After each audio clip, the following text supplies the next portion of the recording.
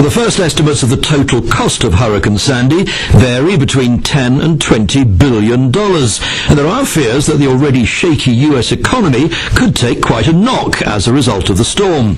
Well, we're joined now from Washington by Mark Bloomfield, president of the business think tank, the American Council for Capital Formation.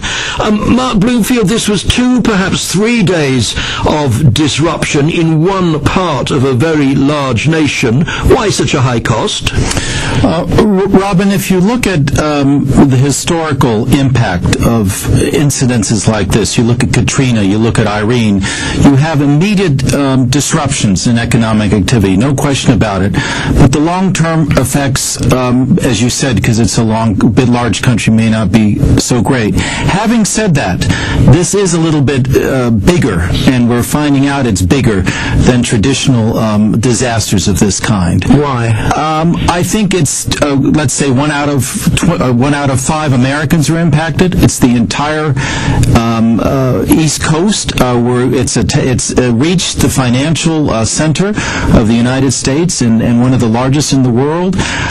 So in that sense, it's different than your traditional one, and the impact, we don't know, could be much larger than anticipated. But finally, as you pointed out, this is on top of a very tepid, weak American economy and a weak international one. This is the last thing we need now. Isn't the likelihood, though, that those things which people might have been making over the last couple of days, those services that they might have been providing over the last couple of days, those products that they might have been buying, they'll do all that in the next few weeks and months? Well, that's what I'm saying. The long-term impact really will be less than people might today think. There's also a perverse impact, and that is we may end up rebuilding needed infrastructure that we postponed, and I'm not saying that's a good thing. But it's additional activity. It is additional activity, and that's why I'm saying it's a perverse effect. In long term, it's a large country will overcome this. But my greatest fear is the uncertainty and weakness of the American economy, and this is something we don't need, especially, as you know, at the end of the year,